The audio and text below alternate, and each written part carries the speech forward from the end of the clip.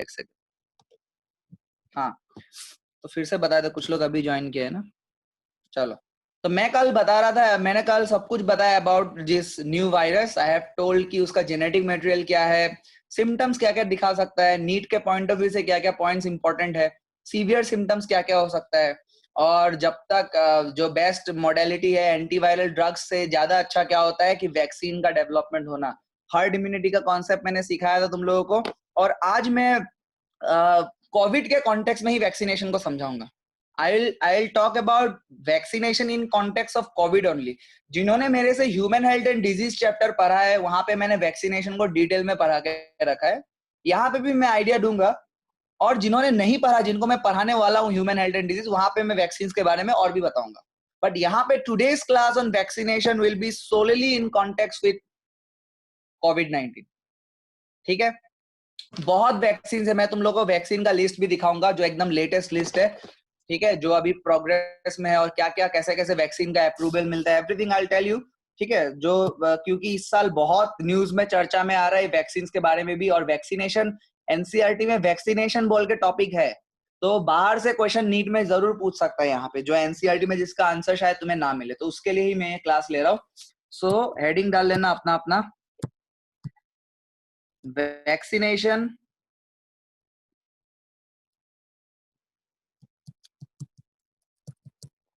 और focus will be COVID-19 के context में। ठीक है,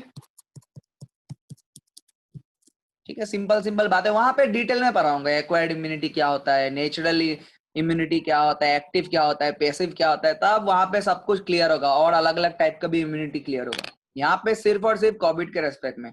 ठीक है, वैक्सीनेशन का जिन्होंने पढ़ा है, जो पढ़ा, जो जिन्होंने नहीं पढ़ा उनको तो मैं पढ़ाऊंगा ही, बट जिन्होंने पढ़ा है ऑलरेडी उनको मालूम है, ड्रॉपर बैच वालों को मालूम है कि वैक्सीनेशन का मतलब क्या, वैक्सीनेशन किस प्रॉपर्टी पे डिपेंड करता है। It is based on the property of,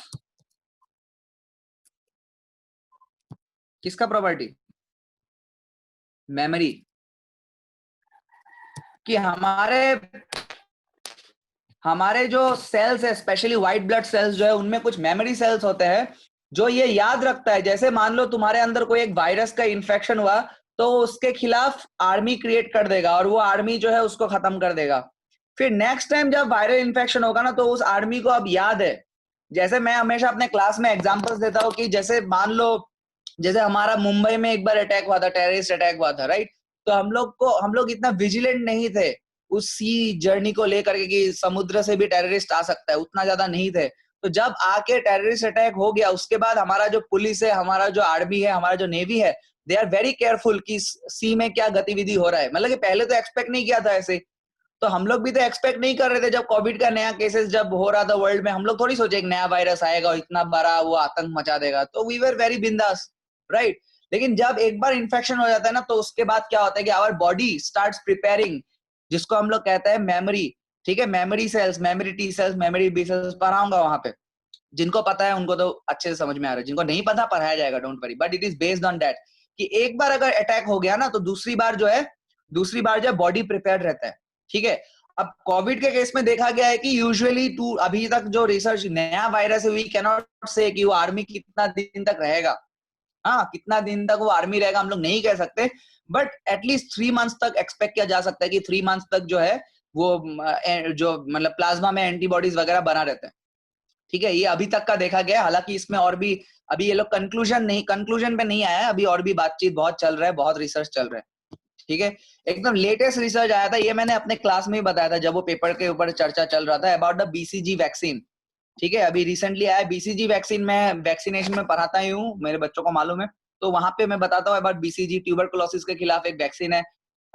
Covid के कॉन्टेक्स्ट में उस वैक्सीन का ये देखा गया है कि कल जो पेपर पब्लिश है उसमें ये लिखा था कि फर्स्ट 30 डेज जो इन्फेक्शन होता है ना, मतलब कि जैसे मान लो एक कंट्री है, एक कंट्री ऐसा है जिसमें बीसीजी वैक्सीनेशन नहीं दिया गया था, जैसे यूएसए में मास बीसीजी वैक्सीनेशन कभी नहीं हुआ कि बीसीजी का वैक्सीन दिया गया था बच्चों को, नहीं हुआ वो चीज।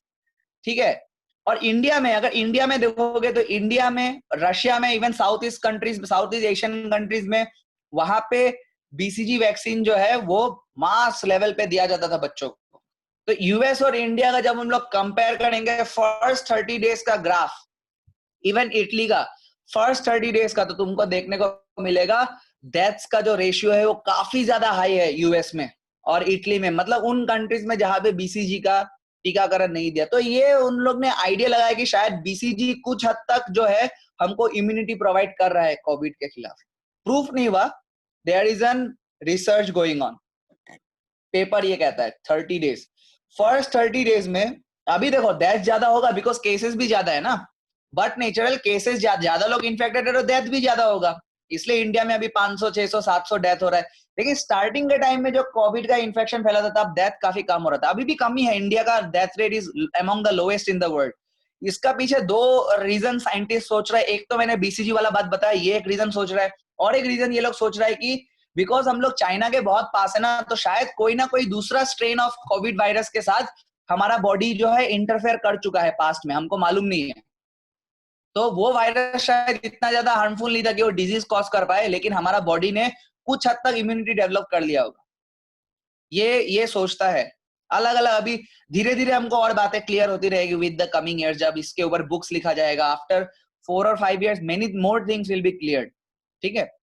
एनीवेज, तो वैक्सीनेशन क्या करता है, प्रॉपर्टी ऑफ मेमोरी के ऊपर बेस्ड है, and it provides artificial immunity, कि हम लोग बाहर से ही बॉडी के इम्यून सिस्टम को ट्रिगर कर दे आर्मी बनाने के लिए।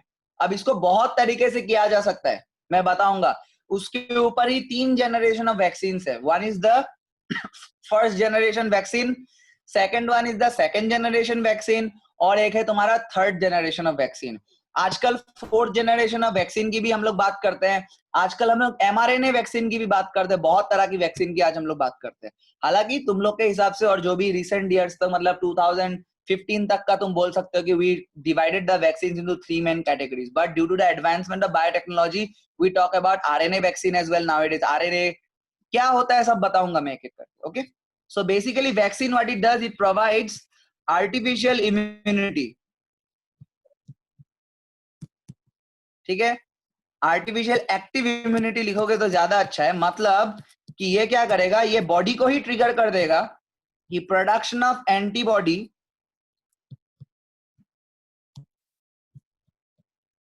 बाय, मैं बताऊंगा एक एक और क्लियर होगा, antibodies by bodies immune system, clear. ये काम वैक्सीन करता है। अब देखो इस आधार पे वैक्सीन जो है वो क्लासिफाई होता है 3 जनरेशंस में mainly. One is the first generation vaccine, another is the second generation vaccine, और एक है थर्ड जनरेशन वैक्सीन। आजकल हम लोग mRNA वैक्सीन की भी बात कर रहे हैं और अलग अलग टाइप के वैक्सीन की बात कर रहे हैं, बहुत मॉडलिटीज डेवलप हो चुका है ऑलरेडी, ठीक है। But typically there are 3 categories of vaccine, ठीक है। देखो तरीका क्या है लड़ने का, मैं बताता हूं,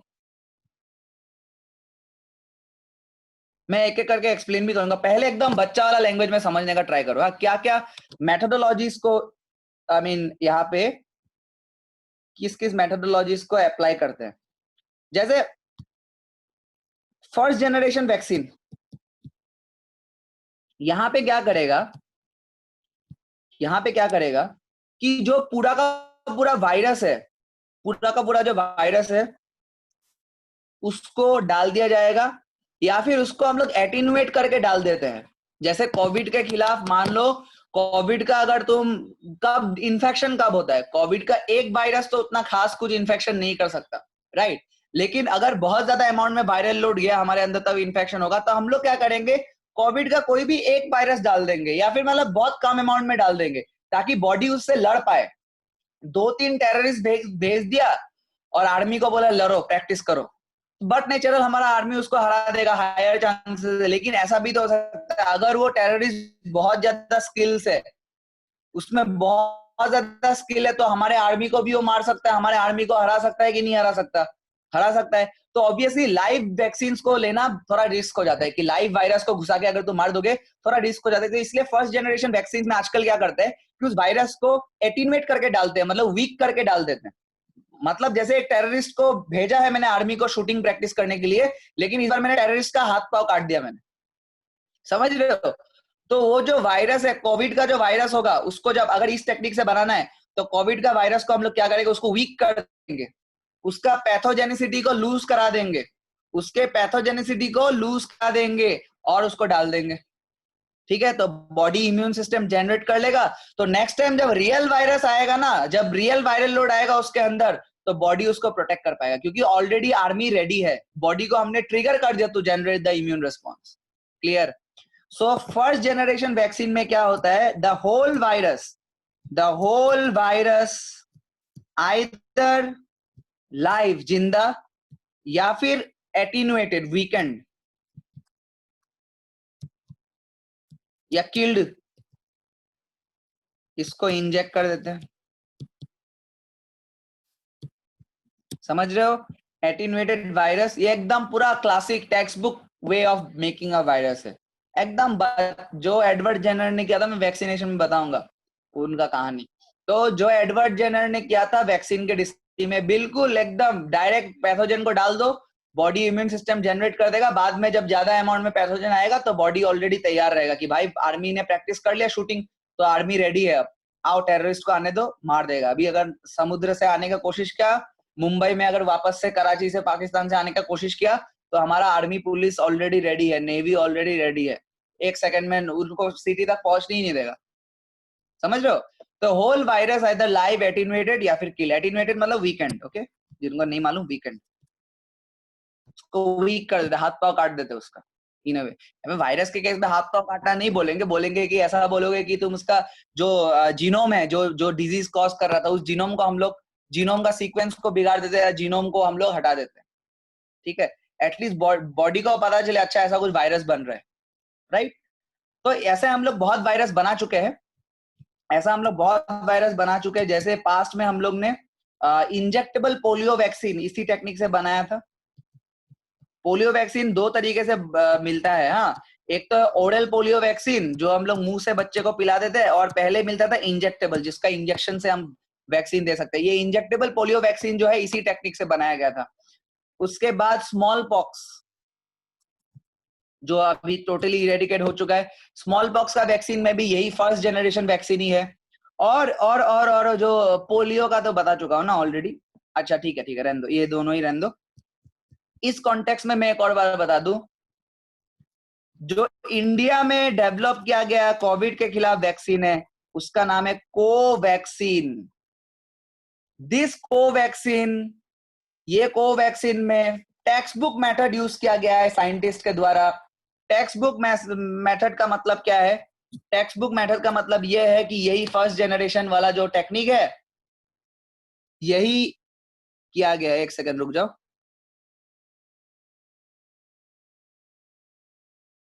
ओके एनीवेज, हाँ ठीक है।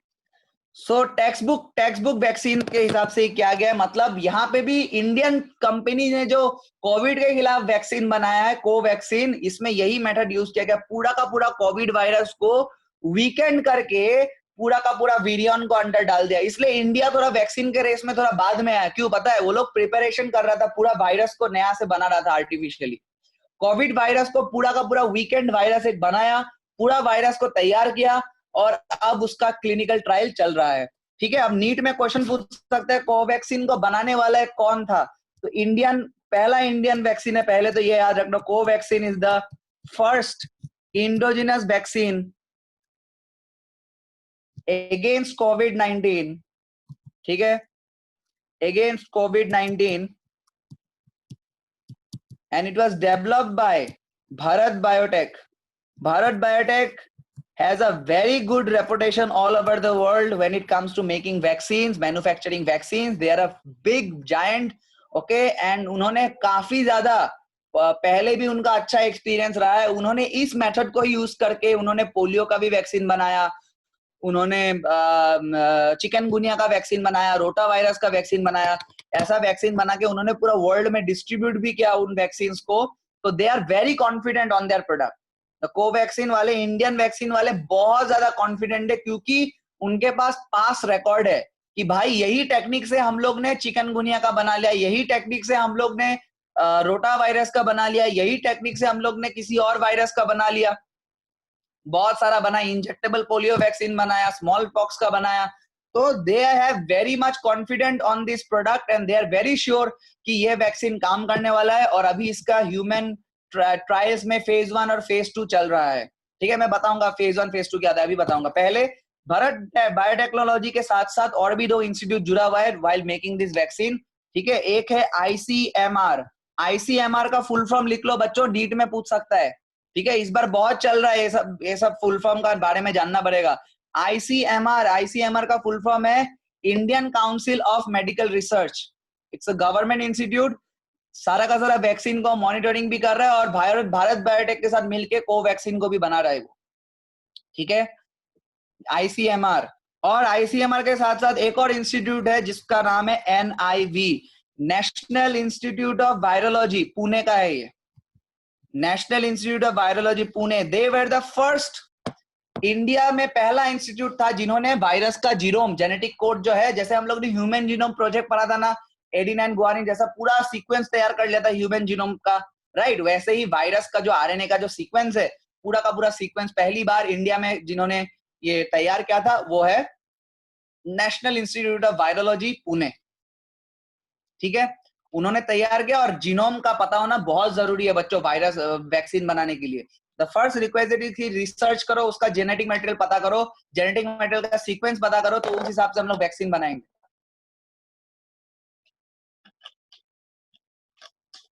हमारे आसाम में भी एक इंस्टीट्यूट है लाहौल में, it also works under ICMR. ठीक है, वो आईसीएमआर का एक ब्रांच ही बोल सकते हैं, नॉर्थ ईस्ट का ब्रांच है। तो उन्होंने भी जेनेटिक मटेरियल का जो वायरस का जो तुम्हारा स्ट्रेन है, उनका जो भी सॉरी वायरस का जो सीक्वेंस है, सॉरी सीक्वेंस जो है, हाँ सीक्वेंस को उन्होंने भी तैयार किया था। और उन्होंने एक और बात बताया, along with national institute of virology ने तो पहले ही निकाल लिया था, और उन्होंने एक और चीज बताया कि जो भी स्ट्रेन पाया जा रहा है आसाम में और इंडिया में, उनमें 90% में कोई डिफरेंस नहीं है। जो भी कोविड का जो अलग अलग स्ट्रेन मिल रहा है ना बॉडीज में, तो 90% तो सेम स्ट्रेन वाला है, 10% थोड़ा अलग अलग स्ट्रेन वाला है, बट उसके लिए भी घबराने का जरूरत नहीं है। पूरा वर्ल्ड में भी जितना स्ट्रेन ऑफ कोविड वायरस देखने को मिल रहा है, अलग अलग फॉर्म देखने को मिल रहा है, उनका जेनेटिक सीक्वेंस में डिफरेंस जो है वो सिर्फ 0.3% का है। तो 0.3% का अगर डिफरेंस है, अगर हम लोग वैक्सीन बना लेते तो 0.3% से कुछ खास फर्क नहीं पड़ेगा। वो हम लोग आराम से, हम लोग जितना भी स्ट्रेन है अभी तक जो पता चला है, उनको हम लोग आराम से कंट्रोल कर सकते हैं।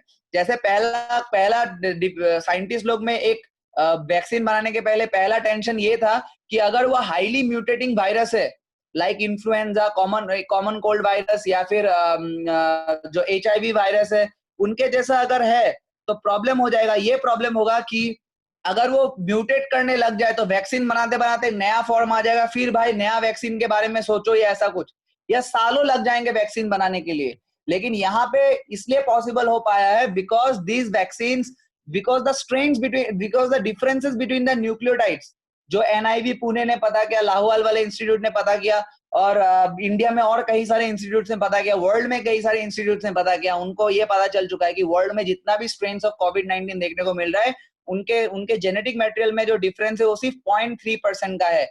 99.7% जीनोम सेम है। तो अगर हम लोग वैक्सीन बना देते हैं तो डेफिनेटली वो काम करेगा, मतलब हायर चांसेस।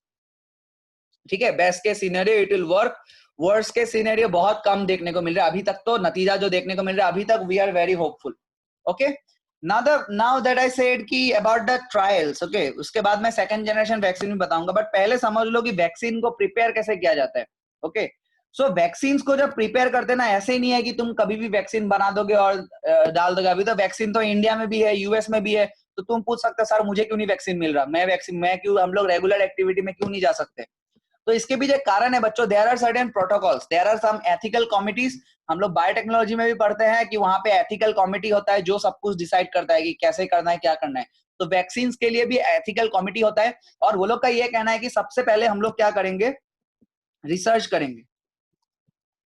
सबसे पहले हम लोग क्या करेंगे, रिसर्च करेंगे कि वो वायरस कैसा है, स्ट्रेन का, जो पता कि एनआईवी पुणे वालों ने स्ट्रेन निकाला, उसका न्यूक्लियोटाइड सीक्वेंस पता किया।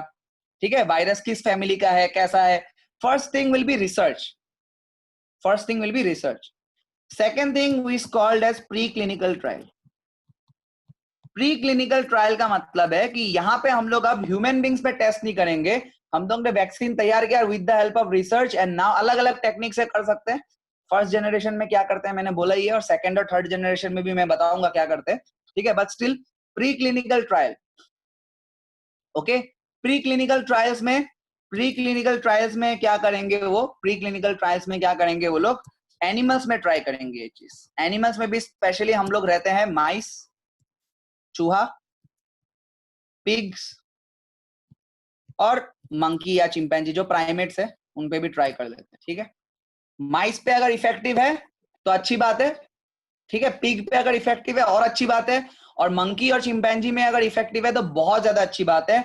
जो हम लोग को ऑक्सफोर्ड में और मॉडर्ना वैक्सीन, जो अमेरिका ने जो वैक्सीन प्रिपेयर किया है, और क्या नाम है उसका, यूके ने जो वैक्सीन प्रिपेयर किया है, यूके वाले वैक्सीन ने तो ये रिसेंटली भी पब्लिश किया कि 16 मंकीज में उन्होंने देख लिया है रिसर्च करके कि उनमें बहुत बढ़िया से वो कोविड के खिलाफ प्रोटेक्शन प्रोवाइड कर रहा है उनका वैक्सीन। तो वी आर होपफुल कि ह्यूमन में भी वो डेफिनेटली काम करेगा, और फर्स्ट फेज में तो काम किया है, जरूर किया है। उसके बाद जहां तक इंडियन वैक्सीन की बात है, तो इंडियन वैक्सीन को भी before bringing it to the human trial उन्होंने एनिमल्स में अप टू अगस्त महीने तक, अगस्त नहीं सॉरी जून के महीने तक उन्होंने पिग्स पे ट्राई किया है, रैट्स पे ट्राई किया है, बहुत सारे दूसरे दूसरे मैमल्स पे उन्होंने ट्राई किया और देखा कि हाँ वहां पे एंटीबॉडीज अच्छे अमाउंट में प्रोड्यूस कर रहा है। उसके बाद वो ह्यूमन ट्रायल्स के लिए लेके आए, और अभी ह्यूमन ट्रायल्स में हमारा वैक्सीन भी है। अमेरिका का वैक्सीन आगे है, यूके का वैक्सीन आगे, हम लोग भी उतना पीछे नहीं है। क्योंकि मैं बताता हूँ ह्यूमन ट्रायल में क्या किया जाता है, थर्ड स्टेज जिसको मैं बोल रहा हूँ ह्यूमन ट्रायल। ह्यूमन ट्रायल में ही 3 फेजेस होते हैं, फेज 1, फेज 2 एंड फेज 3। कुछ नहीं होता इसमें, तीनों में ही ह्यूमन ट्रायल्स में कुछ इतना खास नहीं होता, बस नंबर ऑफ वॉलंटियर्स पे वो डिफरेंसेस है। मतलब कि हम लोग अभी देखो वैक्सीन ट्रायल के लिए हम लोग कोविड इन्फेक्टेड आदमी नहीं लेंगे, हम लोग हेल्दी ह्यूमन बीइंग लेंगे, और बाद में देखेंगे कि कोविड के एक्सपोजर के बाद वो क्या सेफ रहता है कि नहीं, तभी तो वैक्सीन काम करेगा, बोलेंगे ना कि उसके बॉडी में ऑलरेडी कोविड के खिलाफ एंटीबॉडीज है। ओके नाउ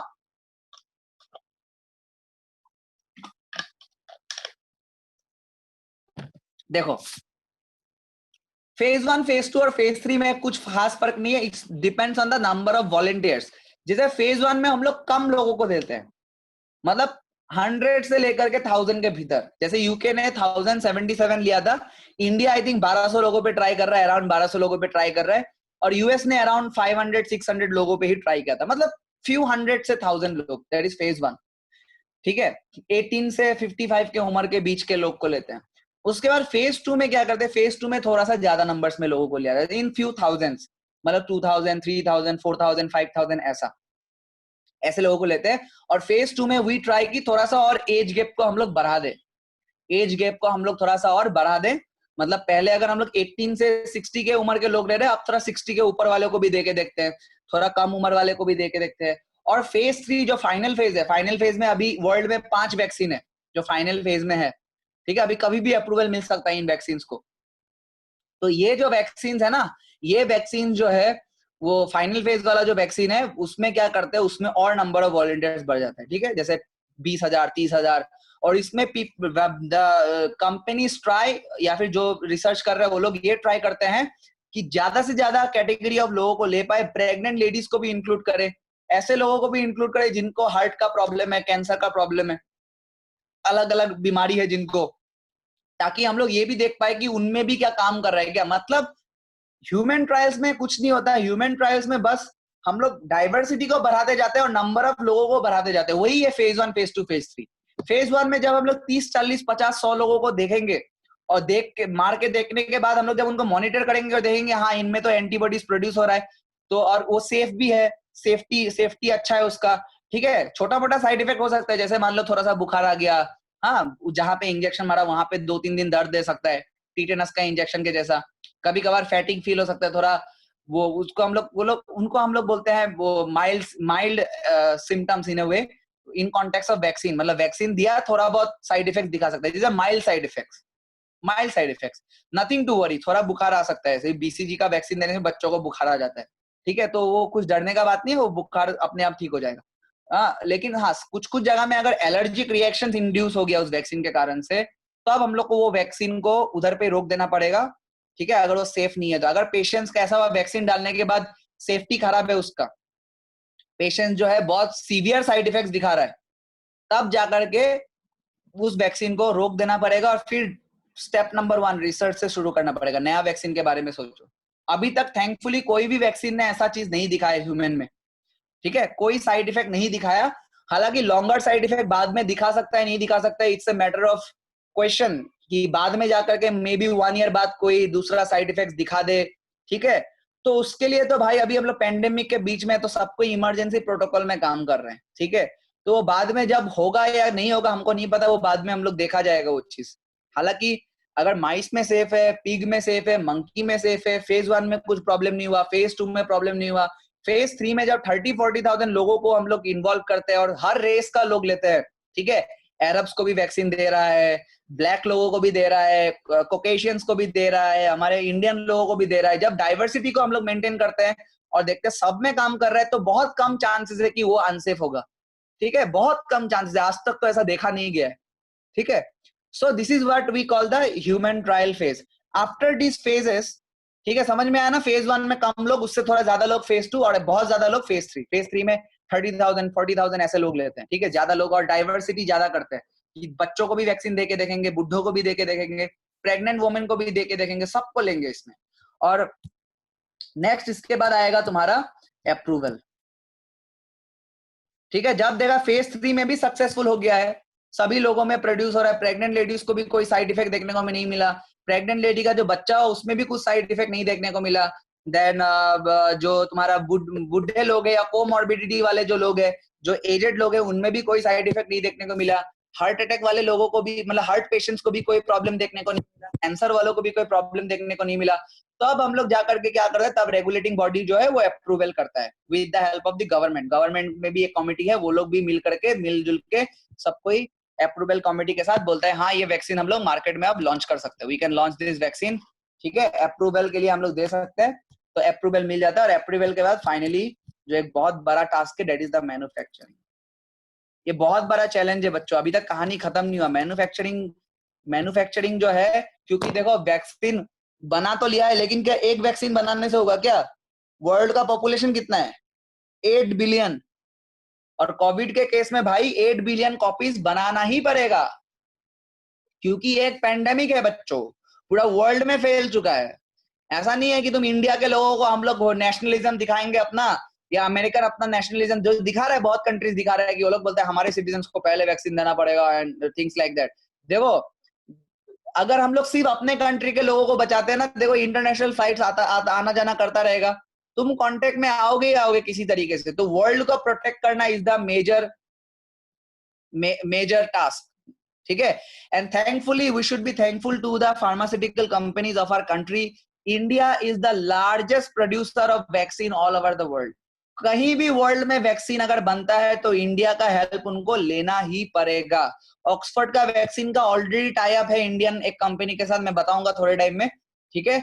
तो you should know that manufacturing के बाद, अच्छा फाइनली मैन्युफैक्चरिंग के बाद रिलीज होता है, चलो वो भी लिख देता हूँ, रिलीज मार्केट में रिलीज कर देगा। तो एक बात समझो कि इंडिया में 70%, क्योंकि बिलियंस में अभी वैक्सीन चाहिए, तो ऐसा नहीं है कि मतलब कि तुम अगर अपना जैसे रशिया का कैपेसिटी में बता दो, रशिया का कैपेसिटी है 170 मिलियन, मतलब 17 करोड़ वैक्सीन वो लोग बना सकता है। इंडिया का कैपेसिटी है 100 करोड़, मतलब 1 बिलियन प्लस। तो कोई भी बनाए वैक्सीन, उनको इंडिया का हेल्प लेना ही पड़ेगा ताकि वो डिस्ट्रीब्यूट कर पाए पूरा। और वर्ल्ड के सारे लीडर्स ने मिल करके प्लेज लिया है कि हम लोग मिल के काम करेंगे, हम लोग सबको बचाएंगे, ठीक है। अभी तक तो ऐसा ही बोल रहे हैं, बट हाँ कुछ कुछ जगह में ऑब्वियसली यूएस वगैरह में इलेक्शन वगैरह हो रहा है, तो अपना थोड़ा नेशनलिज्म वो लोग दिखाएगा। तो वो ट्रम्प बोल सकता है कि हम लोग पहले अमेरिकन सिटीजन को बचाएंगे, बाद में दूसरों के बारे में सोचेंगे, ठीक है। It is these are like political things to say, nationalism to promote करते हैं ताकि वोट वगैरह मिल जाए। तो अमेरिका का लोग सोचेगा ना कि वाह हमारा प्रेसिडेंट तो बहुत अच्छा है भाई, हमारे बारे ही सोचता है, ठीक है। तो ऐसा ऐसा चीज इंडिया में भी हो सकता है। अभी तक तो इंडिया ने ऐसा कुछ स्टेटमेंट दिया नहीं है, बट हो सकता है। अभी तक सो फार सो गुड, अभी तक सबको यही बोल रहा है कि मिलजुल के ही काम करेंगे, ठीक है। और इंडियन गवर्नमेंट मुझे लगता है ऐसा करेगा। I think Indian government will will take up the advices taken by the told by the scientist ने यही कहा कि वर्ल्ड कम्युनिटी को बचाना है, हमको सिर्फ अपना देश के बारे में नहीं, सबको डिस्ट्रीब्यूट करना पड़ेगा, कोई भी बनाए सबको डिस्ट्रीब्यूट करो। और यस ऑब्वियसली क्योंकि ये इतना बड़ा पेंडेमिक है तो और 8 बिलियन डोजेस चाहिए होगा तो इंडिया का मदद लेना ही पड़ेगा। और दूसरा बात, we might need more than one vaccine, ठीक है। यहाँ पे कोई कंपटीशन नहीं है कि हम लोग इंडियन वाला वैक्सीन पहले लॉन्च कर दो भाई, रशिया वाला पहले लॉन्च कर दो, चाइना वाला पहले लॉन्च कर दो, या यूएस वाला पहले लॉन्च कर दो। और या फिर अरे यूएस का अगर सक्सेसफुल हो गया तो हमारा इंडियन कंपनी का क्या होगा? भाई सबको ही चाहता है कि सबका सक्सेसफुल हो, बिकॉज हमको मोर देन वन वैक्सीन चाहिए ही होगा। एक वैक्सीन से अगर मान लो सिर्फ यूके ही वैक्सीन बना रहा है तो यूके के ऊपर एक्स्ट्रा लोड आएगा 8 बिलियन कॉपीज बनाने के लिए, समझ रहे हो? तो we need this vaccine, yes we need this vaccine, but this vaccine should be meant for the entire world, and for that if more than one vaccine, it's a team win। एक cricket team में जैसे पूरा team जीतता है ना, ऐसा नहीं है किसी विराट कोहली जीत रहा है या शिखर धवन जीत रहा है या मोहम्मद शामी जीत रहा है, सब पूरा टीम जीत रहा है, राइट? तो बैट्समैन को भी जीतना है, बॉलर्स को भी जीतना है, विकेटर्स को भी, पूरा 11 के 11 जन को जीतना है। तो जितने लोग अभी वैक्सीन को बना रहे हैं सबको जीतना जरूरी है, और सब जीते तो अच्छी बात है। इट्स नथिंग टू बी, ये कुछ ऐसा नहीं होना चाहिए कि यूएस वाला पहले निकाल दिया हमारा पहले, नहीं निकाला अच्छी बात है, तुमको इंडिया आना ही पड़ेगा, टेंशन मत लो। तुमको डिस्ट्रीब्यूट करना है ना वर्ल्ड में, इंडिया में आना ही पड़ेगा तुमको। यूके वाला तुम्हारा तो, यूके का तो ऑलरेडी टाई अप हो चुका है, बाकी लोगों के साथ भले ही नहीं हुआ, यूके के साथ ऑलरेडी टाई अप हो चुका है इंडिया का कुछ फार्मास्यूटिकल्स का। बाकी बहुत इंडिया में फार्मास्यूटिकल जायंट है, तुमको मालूम है India is known as the pharmacy of the world.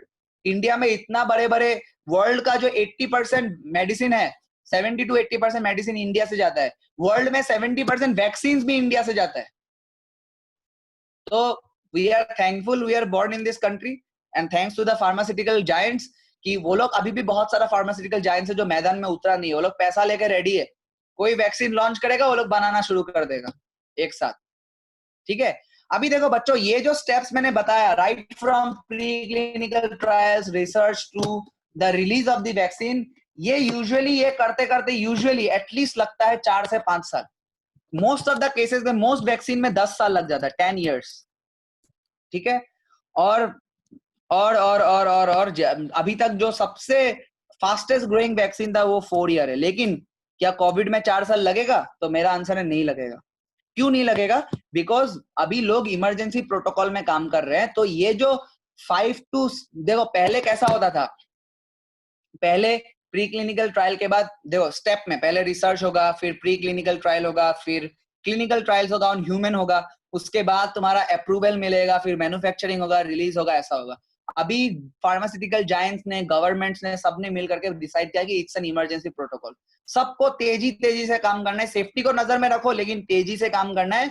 और हम लोग क्या कर रहे हैं, फेजेस को कोलैप्स कर रहे हैं एक साथ, ठीक है। कोलैप्स मतलब तुम इनकॉर्पोरेट बोल सकते हो, हाँ एक साथ इनकॉर्पोरेट कर रहे हैं, इंटीग्रेट कर रहे हैं उनको, ठीक है। जैसे कि पहले फेज 1 खत्म होगा, फिर फेज 2 खत्म होगा, फिर फेज 3 खत्म होगा। अभी क्या कर रहे हैं, फेज 1 फेज 2 को साइमल्टेनियसली करा रहे हैं, ठीक है। फेज 1 फेज 2 को साइमल्टेनियसली करा रहा है। और कुछ फार्मास्यूटिकल्स ने मैन्युफैक्चरिंग भी शुरू कर दिया। जैसे मैं ऑक्सफोर्ड वाला एग्जांपल लेता हूँ, ऑक्सफोर्ड वाला जो एग्जाम, और भी बहुत लोगों ने किया, मैं ऑक्सफोर्ड वाला एग्जांपल लेता हूँ। ऑक्सफोर्ड वाला ने जो वैक्सीन का फेज 3 वो लोग चल रहा है, वो लोग ह्यूमन का फेज 3 में है, तो वो लोग का जो फेज 3 है वो उनका अप्रूवल इंडिया में भी मिल चुका है। इंडिया में अगस्त में ऑक्सफोर्ड वैक्सीन का फेज 2 and 3 साइमल्टेनियसली चलेगा, ठीक है। साथ साथ जो फार्मास्यूटिकल जायंट है जिन्होंने टाई अप किया उनके साथ, उनका नाम है serum institute of India, Pune का एक इंस्टीट्यूट है। आदर Poonawalla is the CEO, he comes in interview, very nice gentleman, and he said कि साइमल्टेनियसली वो मैन्युफैक्चर शुरू कर देगा, मतलब अप्रूवल के पहले ही। देखो अप्रूवल 4th स्टेप है और 5th स्टेप है मैन्युफैक्चरिंग, लेकिन manufacturing he will start simultaneously, ताकि अगर वैक्सीन सक्सेसफुल हो जाता है, अप्रूवल मिल जाता है, तो हमको फिर स्टेप 5 में जंप करना ना पड़े, हम लोग ऑलरेडी रेडी हो। और उनका टारगेट है कि by December this year 30 crore vaccine का डोजेस वो लोग तैयार रखे, जिनमें से 15 करोड़ वैक्सीन जो है वो तुम्हारा इंडिया में रहेगा और बाकी 15 करोड़ वर्ल्ड में डिस्ट्रीब्यूट कर दिया जाएगा। अभी तक का प्लानिंग चल रहा है। हाँ, अगर वैक्सीन फेल हो गया लास्ट मोमेंट में, जो कि लेस लाइकली है, अभी फेज 1 फेज 2 बहुत अच्छा हुआ है ऑक्सफोर्ड वैक्सीन का, बट अगर फेज 3 किसी कारण से फेल हो जाता है तो ऑब्वियसली उनका $200 मिलियन का कुछ नुकसान भी होगा। तो उन्होंने एक ह्यूमैनिटेरियन व्यू लेकर के सोचा कि नुकसान होता है तो होने दो, कोई बात नहीं, हम लोग ये रिस्क ले लेते हैं, लोगों के लिए ले लेते हैं, हम लोग को ऐसा ना हो कि बाद में हम लोग को रश में आना है या फिर और 3 महीना लग जाए मैन्युफैक्चर करने के लिए, ठीक है, ऐसा ना हो। तो ये चीज, और उनके पास ऐसा मशीन्स भी है जो 1 मिनट में 500 वैक्सीन डोजेस बना सकता है, which is a big amount, right. तो अभी से ही, अक्टूबर से ही वो लोग प्रिपेयर कर देगा बनाना, अक्टूबर नवंबर दिसंबर में 10-10 करोड़ करके बनाएगा, 30 करोड़ बना देगा, and by March next year obviously 15 crore vaccine, और हमारा पॉपुलेशन 1.3 करोड़ है, तो ऑब्वियस सी बात है कि थोड़ा डिफिकल्ट होगा सबको मिलना।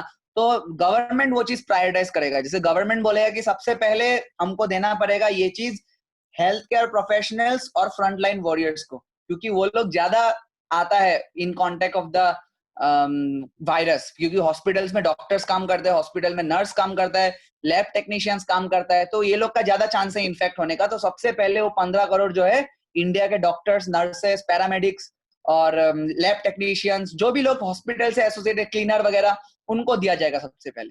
सेकंड प्रायोरिटी में रखा गया है जो हमारा कोमॉर्बिडिटीज वाले लोग हैं, या फिर जो वाला वल्नरेबल सेक्शन, में पहले बोलूंगा वल्नरेबल सेक्शन, जैसे जिनका 65 इयर्स का ऊपर का उम्र है, और जिनका 10 इयर्स के नीचे का उम्र, जिनका इम्यून सिस्टम इतना स्ट्रांग नहीं है, जिनका डेथ का रेशियो थोड़ा ज्यादा है, उनको पहले दिया जाएगा, और उसके बाद finally it will be distributed to the entire masses.